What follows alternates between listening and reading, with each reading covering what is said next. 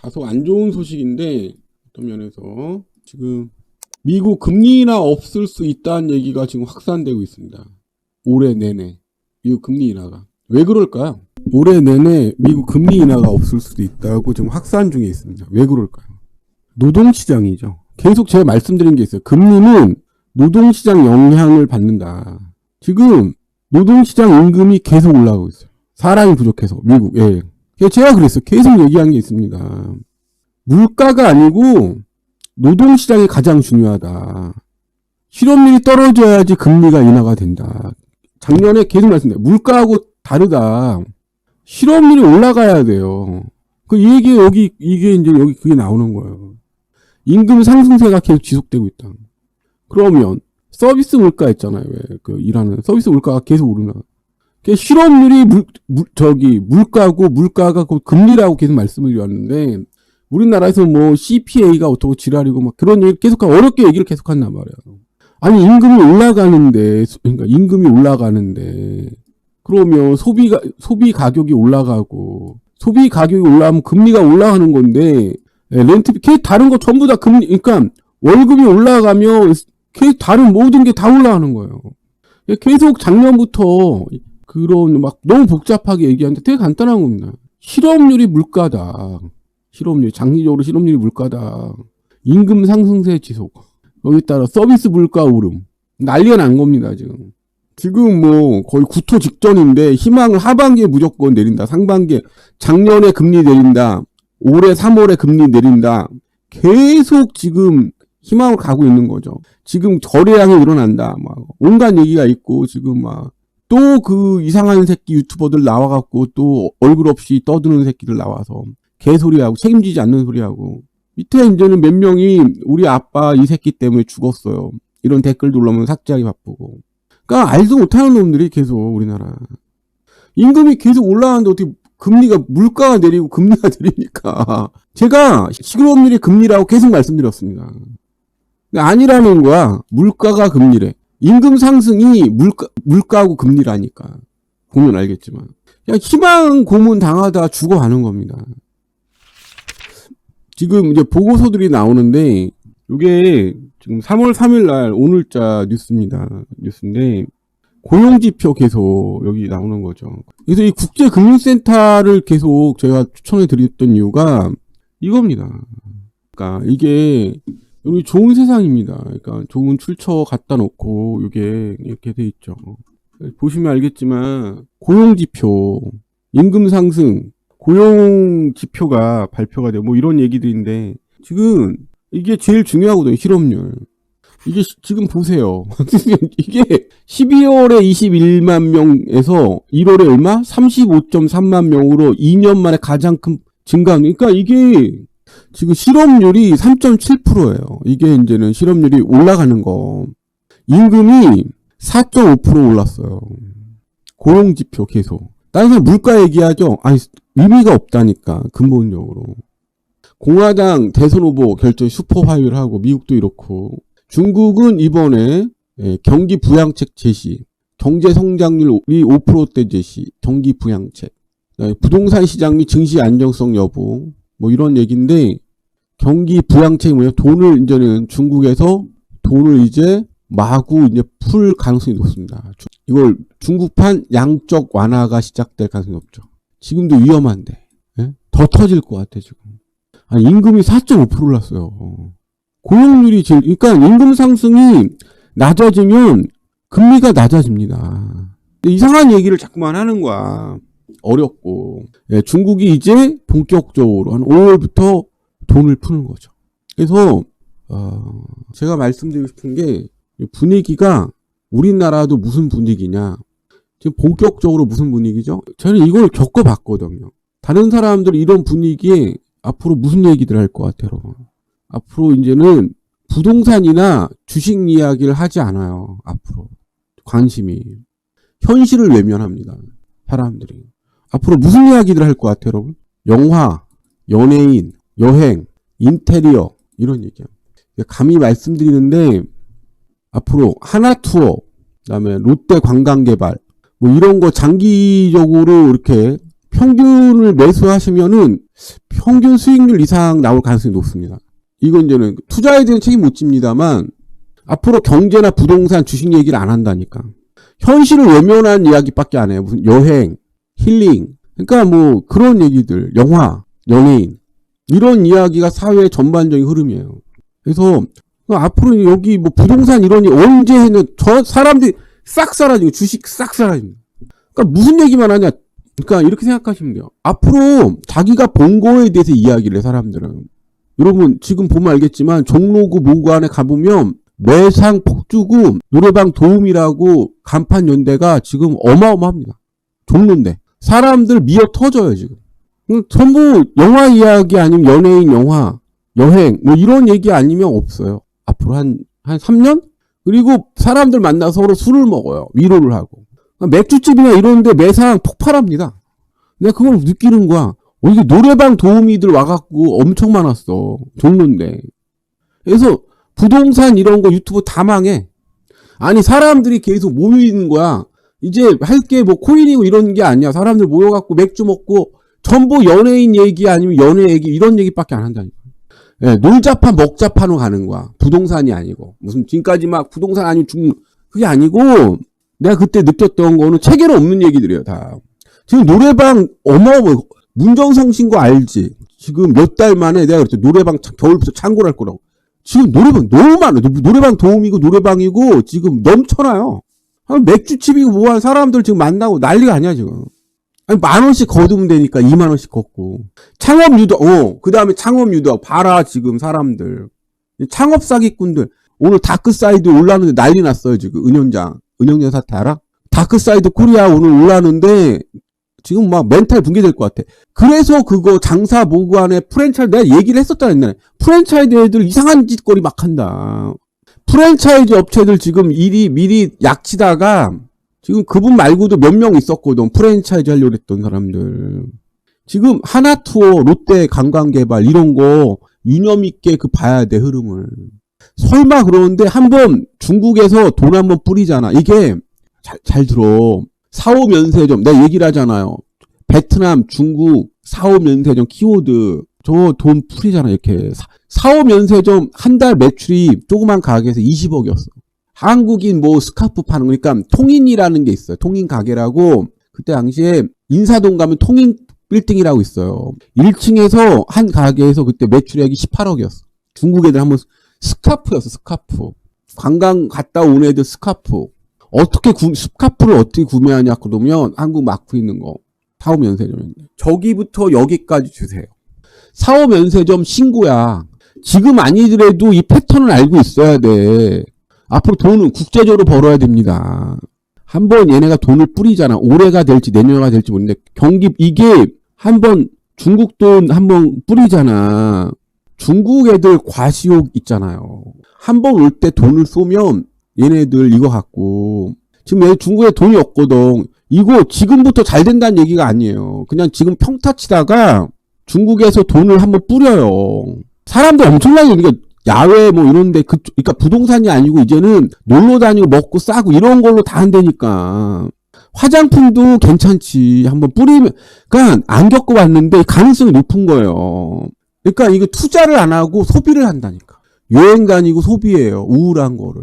종로 봐봐요. 그 황폐한 데가 명동이고 막 사람이 넘쳐나는 거야 막. 인산이네. 주말에 극장에 오늘 극장 가본 사람. 나 예상이 돼. 뭐 킨텍스고 코엑스고 사람이 어마어마하게 넘쳐요. 그러니까 뭔가 작은 돈으로 가성비하고 위로받기를 원해. 미래가 안 보이니까 당장 오늘 먹고 싸고 즐길 거에 사람들이 집중을 합니다. 그리고 부자 놀이 하던 그 부자 강사 애들 마녀 사냥당했어. 좀 있어. 경매학원 사기 사건 뉴스 떠요. 내후년쯤 되면. MPL 그거 다음에 MPL 사기 뜨고. 그냥 같은 패턴이야 계속. 맞아요. 내용 그거야 그냥. 마음 공부 위로받기를 원하고 종말론이나 종교단체도 많이 떠요. 이 분위기가 이렇게 가는 거야. 이 분위기로 대면 사업들 막 쫙 하는 거야. 자기 집에 안 있어 사람들이. 계속 말씀드리는데 그게 변형될 뿐이지 트렌드가 변형되거나 확장될 뿐이지 제가 보기에 변하는 게 없어. 여러분 저축은행 부도설이 벌써 나왔어. 내가 5월부터라고 그랬는데 금리 오래 안 오르고 이게 지금 7% 넘었는데 새마을금 연체율이 이금융권 지금 경매 넘어간 게 작년 4배인데 아마 이거의 2배 정도 더 올라갈 것 같아요. 지금 아파트가. 좀 충격적인 뉴스 알려줄게. 지금 PF 위기인데 연체율이 평균 10%예요. 제가 5월부터 얘기 나온다는데 지금 쉬쉬하고 있어. 과거 저축은행 사태 비교 충격 적지 않을 듯. 건설산업연구원에서 데일리 투데이에다가 기고를 하기 시작했어요, 지금. 왜? 건설산업연구원은 미리 경고한 게 되는 거야. 어디서 하는 짓거리와 똑같은 거야? 한국은행. 옛날에 기획재정부 애들 다 분명히 얻었잖아요. 한국은행 피해자 코스프레하고. 야, 근데 연체율 10%면, 사실상 다 부도 아니야? 지금 연체율 고정이합 여신 200%인데 이게 시작이에요, 지금 10%가. 안국저축은행 13.4%, 라온저축은행 12.9%, 상상인저축은행 12.7%, 동양저축은행 11.5%, HB저축은행 11.3%, 용창저축은행 11.1%. 이거 사실상 부도예요, 다. 아산저축은행 11%, 바로저축은행 10.9%, 솔브레인저축은행 10.5%, 유니온 상호저축은행 10.5%. 지금 IMF 때야? 덕케이저축은행 10.1%, 연체율이 10% 이상 나타났다. 어디? 저축은행. 새마을금고, 그 다음에 어디야? 아무튼, 협동조합, 저축은행. 그 다음에 내가 어디라 그랬어? 농협하고 수협. 신협 지금 난리가 아닌 것 같은데, 지금 뭐 거의 정보 폐쇄예요, 정보 폐쇄. 지금 농협, 신협도 연체율 겨우 나오는데 찾아볼 뉴스가 없어요. PF 비상, 농협, 신협, 부동산 대출. 내가 이거 언제쯤 터질 것 같다고 그랬어, 농협? 한 11월쯤. 난리인 거야, 지금. 상호금융 이번에 대규모 부실이라니까. 자, PF 대출 몇 조? 202조. 2010년 2배 규모. 그러니까 이번에 터지는 게 2배라고. 대출도 2배, 개인들 대출도 지금 2배 늘어났고, PF 대출도 2배예요. 이번 위기도 그때 당시보다 2배야. 저때 100조 원인데 그 난리가 나는데 지금 200조예요.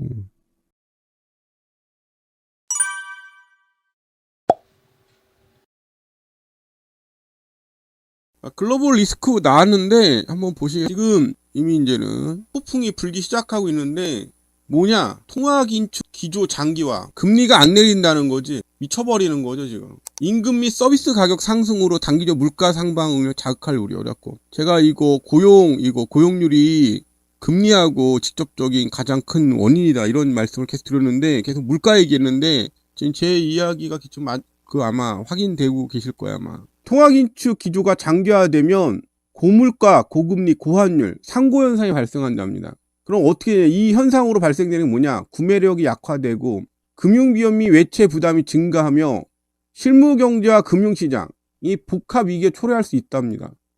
한마디로 우리나라뿐만 아니고 미국 이외 전 세계가 좆된다는 얘기입니다. 그래서 상고현상으로 구매력 약화, 대내외, 금융비용 외채 비용 부담 폭증, 그로 인한 실물경제 금융시장 복합위기, 복합불황이라고 그러죠. 최악의 복합불황을 초래할 수 있답니다. 그러니까 앞으로 한마디에 좆된다는 겁니다. 그래서 고금리의 금융비용이 증가하고 있고 환율 변동성이 확대, 지금 고환율이죠. 실물경제 지금 개박살 나는 겁니다. 특히 제일 좆되는 나라가 어디냐? 독일이나 한국 같은 수출 의존도가 높은 나라, 특히 한국은 제일 타격이 큰 거죠. 지금 폭등하는 게 뭐냐? 자산 가격이 폭락한다는 게 지금 상승입니다. 특히 어디가 지금 여기 안 나온 게 있는데 뭐냐? 자산 가격 폭락입니다. 그래서 좋은 시대예요, 아주. 고임금, 고물가, 고금리, 실물경제 개박살, 그로 인한 자산 가격 폭락. 이겁니다. 상업용 부동산 금융 부실화, 이 얘기인데, 특히 고금리에 이제는 지금까지 만기 연장했던데 어디가 지금 제일 타격이 심하냐? 충격적이게. 지금 이제 나타나기 시작했습니다. 작년 10월부터 이제 만기 연장 끝나는데 3개월 후부터 지금 나타났는데, 그게 뭐냐? 지금 자영업자 연체율이 27조랍니다. 특히 누가 제일 연체율이 높아? 20대. 20대 5억까지 빌려줬잖아, 청년이 내모네. 그 다음에 30대. 그러니까 이번에 자산 가격 폭락이 다가오고 있는 겁니다. 사람들이 지금 바닥이라고 그러는데 그게 아니라는 거지. 그럼 자영업자에게 빌려줬던, 제일 많이 빌려줬던 데 어디예요? 새마을금고, 상호저축은행, 거기 이번에 다 망하는 겁니다. 지금 작년에만 27조, 올해 한 40조 넘겠죠, 그러면. 폭증하는 거예요. 작년에 10조 정부에 갚아줬는데 50%가 폭증했으니까. 20, 30대. 20대 애들 사업하다 망하면 어떻게 되냐? 내가 30대 장사하다 망해봤는데 어떻게 되냐? 일단은 뭐 그런 거 있잖아. 인간이 기본적으로 생각하는 존엄한 그런 위식 같은 거 있잖아. 생각. 그런 게 하나도 떠오르지 않아요. 장사하다 망하면 어떻게 되냐 같으면 난 진짜 열심히 했어. 근데 PC방에서 24시간이라 거의 지옥 같았거든. 그러니까 무슨 생각만 드냐 같으면 그냥 하루하루가 아무 생각 없이 지나가요. 그런데 전화가 와. 돈 갚으라고. 그래서 무슨 생각들이 드냐? 나한테 돈 몇 푼만 주면 무슨 짓을 할 수 있다는 생각이 들어요. 그리고 친구들이 존나 많아져. 생각보다. 망했는데 그렇게 안 만나고 우리 갈 때마다 안 만났던 애들 있잖아요. 잘 몰랐던 사람들. 네가 망했어. 처참해. 세상이 너한테 친절해. 주위 이웃들이. 처음에는 망했다며 안 됐어. 다시 망했다고 소문이 금방 퍼지고 전화하면 안 받는데 막상 나가면 다 친구야. 진짜 나 걱정해주는 친구가 정말 많아져요. 겉으로만. 어깨가 엄청 처지는데 친구가 정말 많아져요. 그리고 자기들 밥 먹고 그럴 때 불러. 전화는 안 받는데 자기들이 전화하면 내가 받고 나오라고 그러면 나와서 밥 먹고 밥 사주고 그러는 거야. 술 사주고. 처져갖고 있으면 다 그거 구경하는 거야. 다 와갖고 어깨 괜찮아 막 이러면서. 그래서 계속 얻어먹게 되거든. 계속 불러요. 한 2, 3만 원에 밥 사주고 잘 모르던 애도 전화가 와. 나오라고. 친구가 네가 가난해지고 망하잖아? 주변에 친인척이고 뭐고 하는 친구들이 졸라 많아져요. 그 왜 이거 망한 사람 알겠지만 왜 주변에서 위로해주고 한마디씩 술 먹고 그러면 대화도 안 시켜. 자기들끼리 떠들고 나는 이러고 있는 거야. 너 망했는데 어떻게 망했어요. 골 때려. 그것도 두세 번 하다 그다음부터 안 부른다? 근데 왜 불렀냐? 사람들이 왜 불렀냐? 그 전에 연락도 안 하던 새끼들이 왜 불렀을까? 그런 게 있어요. 한국 사람들. 존나 잔인한 건데 자기가 얼만큼 안전한 자리에 있는지 확인을 하고 싶어하는 그런 심리가 엄청 강합니다.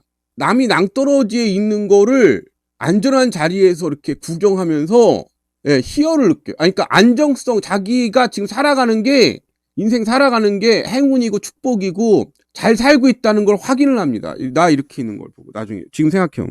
그 보거든요. 확인하는 거. 자기가 지금 살아가는 거에 대해서 자기가 어느 정도 다 쟤보다 성공한 거고 이 힘들지 그런 것들을 이렇게 희열 비슷한 게 느껴요. 남들 보면서. 그게 되게 많아요. 전반적으로 되게 퍼져 있어요. 나 지금 저 새끼처럼 안 된 거 운이고 술 몇 잔 후에 구경하는 거야. 안주거리 삼고 만만한 안주거리 삼고. 그래서 망하면 네가 사회에서 실패한 인생이면 너를 안주거리 삼는 친구들이 많아져. 근데 되게 우리나라는 그거를 당연한 자기들 안주거리를 생각을 하고 그런 짓을 합니다. 여러분 그 채권이 나온대요. 채권이. CGV가 개인 고객에 판매 안 됩니다. 1200억 규모. 지금 그러면 금리가 얼마냐? 7.3%랍니다. 몇 프로? 7.3%. 채권이. 예. 제가 볼 때는 제가 이거 봤을 때는 이거 7.3%에 사놓으면 6.8까지 떨어질 거예요. 그러면 사자마자 제가 볼 때 10%에 20% 그냥 남습니다. 이게 신용등급이 A-인데 지금 후순위라 BBB로 적용돼갖고 7.3% 정해졌어요. 지금 좀 있으면 나옵니다. 이게 10년인가 그래요. 3개월마다 7.3%. 제가 볼 때 6.8까지 떨어지면 사자마자 만약에 7.3에 샀으면은 아마 사자마자 한 5%에서 7% 남을 거예요. 5% 정도. 그래서 저는 CGV 안 망할 거라고 여기고 있습니다. 부채 비율 1123%. 다 구랍니다. CGV 주가가 폭락할 일이 없어요. 부채 비율 1123%라고. 저기 CGV가 우리나라에서 지금 흑자 보는 것도 아닙니다. 매출이 6대4예요. 우리나라가 40%밖에 안 되고 해외가 60%입니다. 지금 터키니 인도네시아니 지금 중국이니 베트남이니 돈을 거의 현찰이 지금 엄청나게 쏟아져 들어온답니다. 지금 얘기 듣는 걸로는 해외에서 돈이 지금 엄청나게 지금 만석이라고 그러죠. 그냥 중국은 지금 극장 수입이 거의 너무 베트남하고 중국에서 천문학적이라 거기다가 터키도 환율이 회복되고 난리가. 인도네시아 그다음에 어디야 베트남 중국 지금 난리가 아니라요. 얘네가 아마 상반기까지는 주가를 계속 그거 나올 때까지 주가 관리할 걸로 봐요. 싸게 공짜로 다 처먹을 때까지. 저기 어떻게 보면 CGV에다가 쓰레기 기업 넘긴 거예요. 말이 안 된다고. 말레이시아, 인도네시아, 베트남, 중국, 터키 돈이 지금 쏟아져 들어온답니다. 우리나라 지금 국내 매출이 지금 폭증세지만 문제 해외. 어마어마하게 벌고 있다고. 그래서 제가 볼 때는 주가가 올라갈 수 없어. 왜? 알짜기 때문에. 이익 나는 걸 어떻게든 CJ 일가가 어떻게 챙겨가려고 그럴 거야. 아마 그 재판 판결 나기 전까지 주가가 올라갈 수가 없는 거죠. 그리고 그 회사도 그게 말이 되냐고. 제대로 된 회사를 집어넣던가 현금으로 집어넣던가 유증했으면. 우리나라 족볼가 새끼들은 믿을 게 안 돼요. 작년에 중국 매출이 3천억이었는데 올해 5천억을 넘길 거라고 다들 최하 5천억을 넘길 거랍니다. 최하 5천억을 넘길 거라고 그러고 지금 난리야 난리 그냥. 베트남에 스크린이 477개래. 점유율 1위. 지금 점유율 1위. CGV 안 망할 것 같다니까? 다 망한다고 그러는데 지금 튀르키예도 지금 난리가 아니래. 매출액 작년에만 300% 올랐는데 올해 사상 최대 찍는데요. 6천억짜리 기업이 5천억 흑자나며 지금 봤을 때 잘못한 4천억, 5천억 흑자날 것 같아요. 잘못되면 5천억 흑자나요 올해. 국내뿐만 아니고 해외에서 지금 매출액이 지금 난리가 아니에요. 그래서 아마 매출액이 2조 가까이 될 가능성이 높습니다. 그 자꾸만 높은 부채가 없어요. 얘네 리스 부채지. 거의 구라예요. 다. 그래서 저는 앞으로 망할 일이 없다고 봐요. 올해 아마 한국에서 1조 찍을 가능성이 높습니다. 한국만 1조, 해외 1조, 2조 찍을 가능성이 높습니다. 2조 찍으면 잘못하면은 뭐 이것저것 다 빼돌린다고 그래도 한 3천억에서 5천억 흑자 날 수 있는 그런 가능성이 높아요. 올해 얼마? 잘못하면 5천억 영업이익이에요, 지금. 그러니까 우리나라만 지금 영화 흥분이 아니에요. 지금 뭐 인도네시아, 베트남, 중국, 투르키에는 그냥 인산이네요. 극장 인산이네요. 거기 걔네들 나라 나온 그 있잖아요. 지금 한참 연예인들 나오고 그럴 때. 그러니까 우리 90년대 스타들, 90년대, 2000년대 스타들이 지금도 다 인기 스타잖아. 장동건이. 걔네 지금 그럴 때야. 그래서 난리가 아니야, 그냥. 아니, 지금 나오는 자체가 돈을 갖다가 그냥 쏟아부은 그런 영상들이야. 다른 나라, 우리나라 90년대 분위기 그냥 영화관이 그냥 풀로 차이는 그런 거더라고. 얘기 들으니까. 이익화는 없을 거면 채권이 좋습니다. 뭐, 그러니까 나는 그게 아니야. 알아서 하라는 얘기지. 알려주는 거지. 쟤네 얘기처럼 뭐, 1100% 다 거짓말이라는 거야. 대작은 지금 저기가 좀 있으면 그거 나와요. 글래디에이터 2 나오고, 그냥 난리가 아니에요, 그냥. 조커 2. 그러니까 지금 해외 대작들도 어마어마해요, 지금. 조커 2, 그 다음에 무슨, 여러분이 생각하는 거 재밌다고 생각했던 거 다 2 나와요, 지금.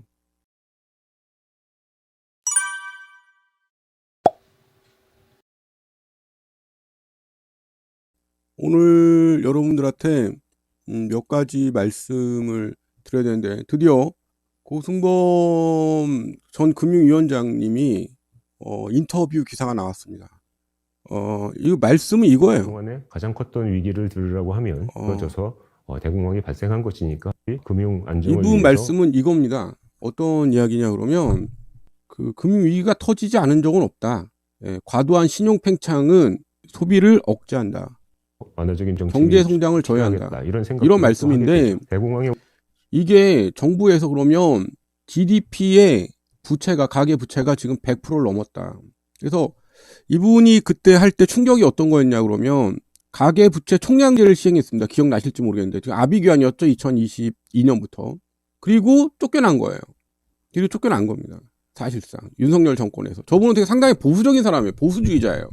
그러나 원칙에 대해서 전혀 양보가 없죠. 저는 이거를 고승범 팀이라고 지금까지 계속 이분이 오신다. 이분이 오시면은 구조조정이 시작된다 그러는데 구조조정 시작하고 쫓겨났습니다. 지금 윤복현이라는 사람이 전혀 관련도 없는 검사장 출신이 오셔서 그 자리를 차지하고 있는 거예요. 근데 이분 이야기 여러 가지 이렇게 봤을 때 평범한 이야기 같지만은 이분 오늘 말씀의 핵심은 어떤 거냐? 가계 부채가 80% 이상 되면 위험하다. 그리고 100% 이상 넘어가면은 내수 위축이 온다. 그래서 지금 120%까지 가고 있는데 이거를 이렇게 되면은 국가 신용 등급이라든지 내수 위축이라든지 수출이나 경제 성장이 저해가 오기 때문에 그러니까 본인이 있을 때 트렌드가 2027년까지 가계 부채를 100% 이하로 낮추기로 협의가 되고 일정이 잡혀 있다 이렇게 말씀을 드리는 겁니다. 이게 보통 그냥 그렇구나 이야기가 아니라는 거죠, 사실은. 그러니까 평범하게 보이는 이야기들 중에 상당히 이 금융 역사에 대해서 금융 안정이 중요하다. 경제 성장에서 가장 중요한 금융 안정이다. 이렇게 말씀을 하시는데 이게 상당히 중요한 메시지가 들어있는 겁니다. 함축적으로. 무슨 메시지일까요? 2027년이라는 얘기가 나옵니다. 그러니까 올해 내년까지 올해 거액 익스포저 바젤 3가 시행이 됩니다. 거액 익스포저 규제하고 그러니까 원칙이 바뀌고 있습니다. 원칙이 올해 거액 익스포저 시행. 5월 1일 날 경기 변동성 자본 충당 제도가 시행됩니다. 이 언제까지 지금 여파가 있을 거라고 이 원칙대로 다음에 규칙이 DSR 규칙들이 지금 바뀌고 있는데 스트레스 DSR이냐 이게 언제까지 이렇게 옥죄일 거냐 숨을 막히게 옥죄일 거냐 2027년까지 답이 없다는 겁니다. 왜? 신용이 팽창하면 자산 가격이 증가해요. 상관관계나 인과관계가 이미 입증이 됐습니다. 그건 다 알고 있는 얘기예요. 문제가 신용 위축이 되면 자산 가격도 폭락한다는 겁니다. 이거는 다른 방법이 없다는 거예요. 왜? 신용이 팽창하면 경제 성장하지만 오히려 임계점을 넘으면은 경제 해악이기 때문에 폭탄을 제거해야 된다는 겁니다. 국가 신용 등급도로. 옛날 틀리게 어느 날 터지는 게 아니고 미리 예측이 돼 있다는 겁니다. 말씀드리고 싶은 거는 2027년까지는 신용 수축 기간이라는 겁니다. 이미 계속 나와 있고 얼마까지 낮춰야 돼? 세계 2위이기 때문에 100% 이하까지 낮춰야지 다른 나라도 우리나라를 우려스럽게 보지 않는다는 거예요. 몇 년도까지야? 2027년까지입니다. 그러니까 다른 방식으로 이 문제 신용을 팽창을 할 거예요. 여러분 제일 우려되는 게 윤석열 정권이라는 게 우려되는 게 어떤 거냐 그러면 이 정권에서 가장 미친 짓을 많이 하는 것 중에 하나가 공수표 발행입니다. 공수표 발행에는 채권 발행이 있죠. 그러니까 윤석열 정권에서 정부 부채나 공공부채나 잡히지 않는 부채를 잘못하면은 채권 발행으로 메꿀 가능성이 높습니다. 경기 활성화라는 명목으로. 나중에 이게 터지면은 도저히 회복이 안 되는 겁니다. 이 말씀을 왜 드리냐 그러면 여러분 2차 세계대전이 왜 발생했어요? 그러니까 독일이 미친 듯한 인플레이션이 있었어요. 근데 이거를 신용 팽창, 그러니까 화폐를 발행하면 미친 듯이 인플레가 올라가니까 이걸 어떻게 잡았죠? 국가에서? 화폐를 발행 안 하고 물가를 잡고 경기를 활성화시켰습니다. 방법이 뭘까요? 독일이. 이 문제 때문에 2차 세계대전이 발생한 거거든요. 독일이 히틀러가 집권을 하고 경제를 활성화시키는 방안, 물가를 잡고 경제를 활성화시키는 방안으로 독일 채권을 발행했습니다. 5년짜리. 그래서 미리 채권을 상환을 하면은 4% 마이너스 손실이에요. 채권 발행 전에. 그런데 5년 후에 찾게 되면은 연당 4%씩 이익입니다. 4%씩 이자 발생하는 거예요. 원금을 5년 후에 돌려줘야 되는 겁니다. 2차 세계대전은 터질 수밖에 없었던 겁니다. 왜? 정부에서 모든 걸 뭐예요? 나중에 줄게 채권을 발행했습니다. 무지막지한 채권을 발행했어. 기업들한테. 아우토반을 하던 국민들한테 모두 뭐예요? 독일 채권을 발행했습니다. 그럼 원금이 도래하게 되면 원금이 도래할 때 독일 경제는 어떻게 되죠? 다시 하이퍼 인플레이션으로 폭락하겠죠. 독일 경제 재앙을 맞겠죠. 독일은 이 문제를 어떻게 해결했습니까? 전쟁으로 해결한 게 아닙니다. 나폴레옹 방식으로 해결을 했습니다. 그게 뭐죠? 폴란드니 프랑스니 쳐들어가서 뺏어서 갖겠다. 그래서 이게 2차 세계대전이 발생한 이유는 뺏어서 받겠다. 이 문제가 터진 겁니다. 독일이. 독일이 돈이 없잖아. 화폐를 찍어내면 어떻게 돼? 인플레 발생하고 대규모 경기 침체가 발생하니까 신용이 저하하고 독일이 어떻게 했어요? 재무장하고 뭐고 간에 전부 화폐를 찍어내지 않고 채권을 5년 후에 돈 줄게 한 채권을 발행하고 5년 가까이 4년쯤 됐을 때 주위의 국가하고 긴장 관계를 만듭니다. 그러니까 히틀러의 생각은 뭐예요? 나중에 돈을 돌려주는 방식이 뭐야? 뺏어서 갖겠다. 이웃 나라에서 뺏어서 갖겠다. 그 첫 번째 희생양이 어떻게 된 거야? 체코, 헝가리, 폴란드, 프랑스 이런 식으로 점령지에서 뺏어서 정말 갚았습니다. 신용을 지켰어요. 히틀러가. 그러니까 독일 전체가 어떻게 돼? 완전 고용 상태가 된 겁니다. 국가에서 빚을 갚네. 더 많은 채권이 무제한으로 발생한 겁니다. 프랑스도 나폴레옹이 국가 부채를 어떻게 해결했습니까? 채권을 발행하고 이탈리아 쳐들어가서 네덜란드, 이탈리아, 독일, 스페인, 헝가리 다 쳐들어가서 뭐예요? 뺏어서 갚겠다. 실제로 뺏어서 다 갚았습니다. 그걸 그대로 써먹은 거예요. 누가? 히틀러가. 나중에 몰락한 것도 그대로 닮은 겁니다. 러시아 가갖고 혹한 게 전부 얼어 죽고 굶어 죽은 게. 그러면 윤석열은 윤석열은 이거를 지금 인플레를 일으키지 않고 이 문제를 어떻게 해결하겠어요? 정권을 유지하려면. 5년 후에 돌려주겠다. 이지랄 할 가능성이 높습니다. 문제는 다른 독재자들은 전쟁이라도 일으켜서 원금을 갚았다는 거예요. 그 다음에 다시 그 이상의 채권을 발행한 거고. 우리 윤석열 대통령 각각께서는 3년이든 5년짜리 채권을 발행한 다음에 내 때만 인플레가 없으면 되니까 그 다음 어떻게 하겠어요? 도망가죠. 도망간 가능성이 높은 겁니다. 지금 이게 재앙인 거예요. 그래서 무제한 채권 발행할 가능성이 높아요. 지금 봤을 때. 왜 같으면 실제 화폐 유통량을 보면은 디레버리징 기간이 들어왔으니까 2027년까지. 원칙이 바뀌기 때문에 규칙이 적용을 받기 때문에 모든 공공기관에서 지금 도시주택보증공사가 하는 짓거리, 하는 원칙대로 만약 도시주택보증공사 요번에 파산 안 하고 구조조정을 안 하면 모든 공공기관에서 이명박대 하던 식으로 채권 폭증을 가능성이 상당히 높습니다. 윤석열 정권이 끝난 다음에 대기업들은 만세를 부르게, 족벌가는 만세를 부르게 되는 겁니다. 왜? 채권 인수 조건으로 민영화가 바로 진행되는 겁니다. 이럴 가능성이 상당히 높아요. 지금 하는, 특히 이번 주택도시보증공사가 처음에 보증비율이 50%였는데, 50배였는데, 자본금이 50배였는데, 지금 90배로 초과가 됐습니다. 90배. 이번에 채권도 무제한 발행해요. 그러니까 자기 자본 대비 지금 100 몇십 배가 늘어나는 겁니다. 공공기관 자본 대비 50배, 80배, 100배, 150배까지 늘리는 거예요. 독점 기업들이. 지금 그게 한전도 그렇게 가고 있고 주택도시보증공사도 그 실험이 지금 진행되고 있습니다. 근데 나폴레옹이나 히틀러는 다른 나라에서 뺏어서 이걸 갚았지만 만약에 채권이 이런 식으로 과도하게 신용이 나중에 돌아오게 되면 원금을 상환하게 되면 시장에 막대한 하이퍼 인플레이션이 발생할 가능성이 높죠. 그렇게 되면은 경제 자체가 나락으로 하고 모든 기업들이 공공기관이 민영화 수준을 밟을 수밖에 없습니다. 근데 이런 시나리오에 대해서 민주당이든 국민의힘이든 아무도 이야기를 하지 않는 거예요. 제가 볼 때는. 왜? 이해관계 다 엮여 있는 겁니다. 지식인이든 경제 교수님들이든 국가 관료든 모두가 뭐예요? 우리는 동문이다. 하나의 패거리 이익 집단으로 다 연결되어 있는 겁니다. 거기에 99%의 국민은 국민에 대한 고려가 없는 거예요. 마치 현대자동차 노조처럼 자기만 배부르면은 나머지가 비중력이 되든 다 굶어 죽든 아무 상관없는 거예요. 금속노조처럼. 누군가 이 시나리오에 대해서 우려하고 여론화하고 침을 뱉어야 됩니다. 지금 국가의 재산을 세금을 횡령을 해서 소수의 이익자한테 나머지를 종속되고 노예고 착취할 수 있는 수단으로 넘겨주고 있다고 이야기를 해야 돼요. 근데 이 나라에 지금 아무도 이야기를 하지 않습니다. 특히 이 문제를 제일 알고 있는 지식인 교수 집단에서 아무 얘기를 안 합니다. 왜? 시민을 노예화 만들 수 있는 이 짓거리에 대해서 왜 아무도 이야기를 하지 않냐? 왜 그러겠습니까? 사회이사 한 자리씩 주거든 시민을 공공복리를 위해서 지식인으로서 헌신하는 게 아니고 대기업의 사회이사 자리를 받고 거기에 복무하는 쓰레기 지식인이 돼 있는 겁니다. 이번 도시주택보증공사 사태는 엄청나게 심각한 거예요. 아무도 이야기를 안 한쳐. 민주당도 그 부역에 협조하는 기득권 집단일 뿐입니다. 전부 이해관계에 자신한테 고깃덩어리 하나 던져주지 않을까봐 전전긍긍하고 있는 겁니다. 그게 이 사태가 지금 흘러가는 방향이에요. 시장 원칙론자들이 없다고. 보수 진보가 중요한 게 아닙니다. 어떤 직위가 중요한 게 아니라고. 이 국가의 존망과 시민들의 존엄을 지킬 수 있고 그거를 사명으로 받들고 있는 시대의 지식인들이 없는 거야. 소신과 철학이 없는 인간들이라고. 그 사태가 지금 허그 사태예요. 그리고 이 실험이 끝나면 대규모로 이 짓거리가 벌어질 거고 잠깐의 막걸리 유세판이 진행되면은 정권 내내 윤석열 지지율이 더 올라갈 겁니다. 제가 이야기하는 시나리오가 잘못됐다고 얘기를 해보세요. 아무도 이야기를 하지 않는 거야. 이게 미친 인간들 같다는 거예요. 누군가 어떻게 희생해 주겠지.